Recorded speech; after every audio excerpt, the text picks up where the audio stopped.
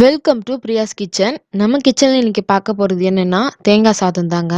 அது எப்படி செய்யலான்றதை பார்க்கலாம். அதுக்கு தேவையான பொருட்கள்: ஒரு கப் அளவுக்கு தேங்காவை நான் துருகி வச்சுருக்கேன், கடலைப்பருப்பு, கடுகு உளுத்தம் பருப்பு, தேவையான அளவுக்கு சால்ட்டு, 1 டேபிள் ஸ்பூன் சீரகம், கருவேப்பிலை, 3 காய்ந்த மிளகாய். இப்போ எப்படி செய்யலான்றதை பார்க்கலாம். ஒரு வானலில் நல்லா சூடானதும் அதில் 2 டேபிள் ஸ்பூன் அளவுக்கு எண்ணெய் சேர்த்துக்கிறேன். கடுகு உளுத்தம் பருப்பு போட்டுடலாம், கொஞ்சமாக சீரகம் போட்டுக்கலாம், கருவேப்பிலை, காய்ந்த மிளகாவை போட்டு நல்லா மிக்ஸ் பண்ணி விட்டுடலாம். இதில் 1 கப் அளவுக்கு துருகி வச்சுருக்க தேங்காவை நான் சேர்த்துக்கிறேன். சேர்த்துட்டு நல்லா மிக்ஸ் பண்ணிக்கலாம்.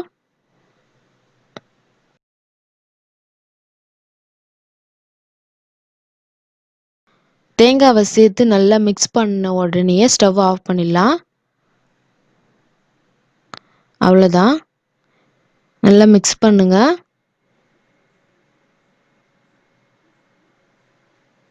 அவ்வளோதாங்க. இப்போ இதில் சாதத்தை கொட்டி கலந்துக்கலாம்.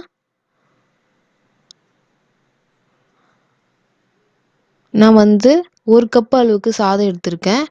தேவையான அளவுக்கு சால்ட் சேர்த்துக்குங்க. சேர்த்துட்டு நல்லா மிக்ஸ் பண்ணிக்கலாம்.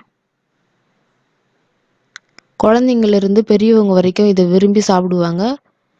கொஞ்ச நேரத்தில் செய்யக்கூடிய ஒரு சாதங்க இது.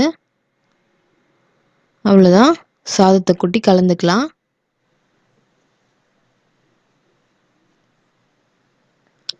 நீங்கள் தேங்காவை மிக்சியில் அரைச்சி சேர்த்துக்குங்க. ஏன்னா குழந்தைங்க சாப்பிடும்பொழுது தேங்காய் இருக்கிறதே தெரியாது. அதனால தான் நான் மிக்சியில் தான் அரைச்சிருக்கேன். அவ்வளோதாங்க. குழந்தைங்களுக்கு வாரத்தில் 1 நாளாவது இந்த மாதிரி செஞ்சு கொடுங்க. ஏன்னா தேங்காய் ரொம்பவே நல்லது குழந்தைங்களுக்கு. அவ்வளோதான், நம்மளுக்கு தேங்காய் சாதம் ரெடி ஆயிடுச்சு. உதிரி உதிராக இருக்குது. இப்போ நம்ம இதை சர்வ் பண்ணிடலாம்.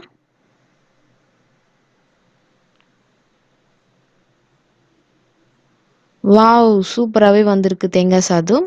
இதே போல் நீங்களும் வீட்டில் ட்ரை பண்ணி பாருங்கள். ஏதாச்சும் டவுட் இருந்தால் கமெண்ட் பண்ணுங்கள். தேங்க்யூ.